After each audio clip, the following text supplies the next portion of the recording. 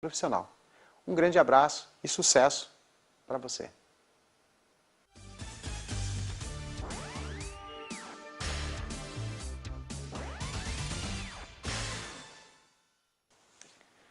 Conforme você estudará no caderno de estudos, uma vez que os objetivos foram estabelecidos pelo plano estratégico de negócios, os fatores competitivos foram identificados e a estratégia competitiva e de produção foram escolhidas, o PCP precisa agora elaborar o plano agregado de produção ou um plano de venda e operações.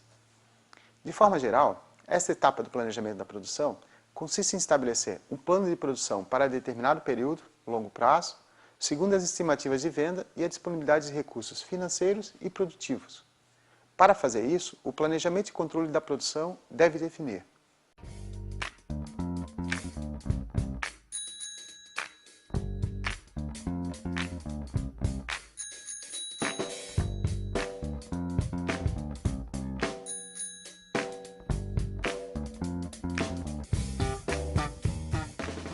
Além disso, você aprendeu no seu livro-texto que duas estratégias básicas podem ser utilizadas para desenvolver um plano agregado de produção: acompanhar a demanda ou nivelar a produção, conforme a figura na tela. Vamos fazer um plano de produção considerando que a empresa utiliza uma estratégia de produção, de fabricar para estoque, e uma estratégia de planejamento de nivelamento da produção. Acompanhe-me no estudo de caso.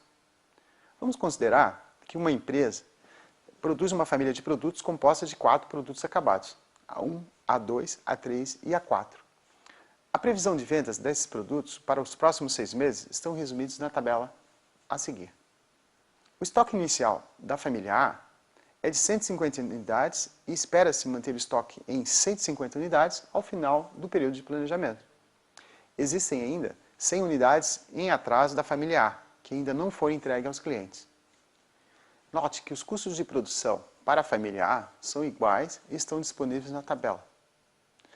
Com base nos dados das tabelas, vamos iniciar agora a elaboração de um plano agregado de produção, definindo duas questões básicas.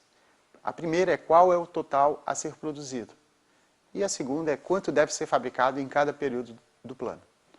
Só para lembrá-los, estamos utilizando os dados do estudo de caso da família A. Então, a primeira pergunta é: qual o total de produção a ser fabricado no período? Como informado no nosso livro-texto, o total a ser produzido é o resultado da soma da demanda total, mais os pedidos em atraso, mais o estoque final, menos o estoque inicial. Assim, o total da produção seria igual a 1.460 unidades, mais 100 unidades, mais 150 unidades, menos 150 unidades, totalizando 1.560 unidades como total da produção necessária para o período. A segunda questão é: qual é a produção por período? Então, o 1.560 unidades identificadas como total da produção, dividido por 6 períodos do plano. Então, o resultado total, nesse caso, seria produzir, nivelado, 260 unidades em cada período. Para facilitar a elaboração do plano agregado de produção, será necessário utilizar planilhas, geralmente em Excel. A planilha que você vê agora na tela é um tipo de planilha utilizada para elaborar um plano de produção. Vamos utilizar essa planilha para elaborar o plano agregado de produção do nosso estudo de caso.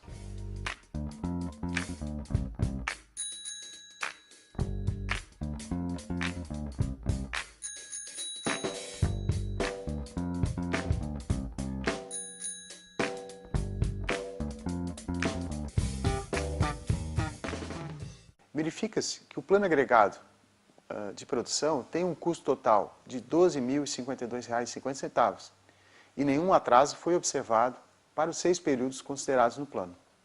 Entretanto, note que os níveis de estoque médio ficaram acima da meta de 150 unidades. Uma vez que o plano de produção preliminar foi estabelecido, você deve compará-lo aos recursos disponíveis na empresa. Essa etapa é conhecida como planejamento de necessidades e recursos. Lembre-se que nessa etapa, 2 questões precisam ser respondidas.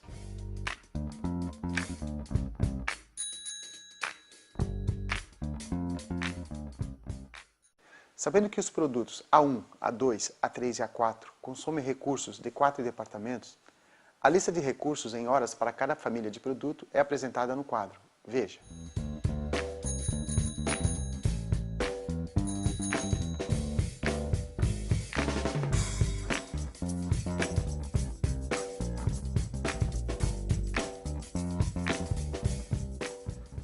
Sabe-se que os departamentos trabalham 20 dias por mês em um turno de 8 horas, de segunda a sexta-feira.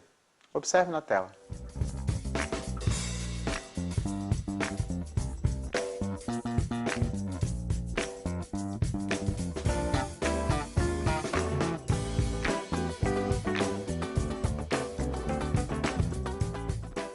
Assim, com base no plano agregado de produção e na lista de recursos, você deve calcular agora quais são as necessidades de recursos em cada um dos departamentos para cada período do referido plano.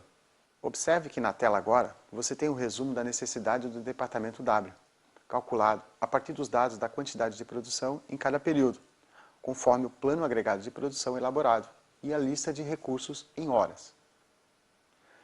Agora aparece um resumo das necessidades de recursos do departamento X, também calculado a partir das quantidades a serem definidas no plano agregado de produção e da lista de recursos em horas. Da mesma forma, agora você pode observar um resumo das necessidades do recurso para o departamento Y. Ele também foi calculado a partir das quantidades a serem produzidas definidas no plano agregado de produção elaborado e da lista de recursos em horas. Por último, a gente vai apresentar para vocês um resumo das necessidades de recursos do departamento Z, calculado a partir das quantidades a serem produzidas, também definidas no plano agregado de produção elaborado e da lista de recursos em horas. Veja agora um resumo das 4 tabelas anteriores, ou seja, a carga nos departamentos. Temos finalmente o resultado do cálculo das necessidades de recursos de cada departamento em horas e em percentual de ocupação dos departamentos, em todos os períodos, ou seja, pelos próximos 6 meses, que estão tabulados na tabela que você vê na sua tela. Conforme consta no seu caderno de estudo, o que estamos fazendo aqui nada mais é do que testar o plano agregado de produção em relação à capacidade disponível dos recursos. Além disso, você deve lembrar que é sempre importante utilizar gráficos para fazer uma melhor análise da capacidade. Na sua tela aparece nesse momento um gráfico que demonstra a tabela de carga dos departamentos, conforme as decisões que nós tomamos no plano agregado de produção. Verifica-se pelo gráfico que a carga planejada do recurso Y, 156 horas, está acima da capacidade disponível, de 136 horas. Assim, para o recurso Y, deverá ser providenciada capacidade extra, no caso, de 20 horas, para a execução do plano agregado de produção sem problemas. Uma vez encontrada a melhor alternativa para o plano agregado de produção e a sua capacidade, a seguir será necessário elaborar o plano mestre de produção.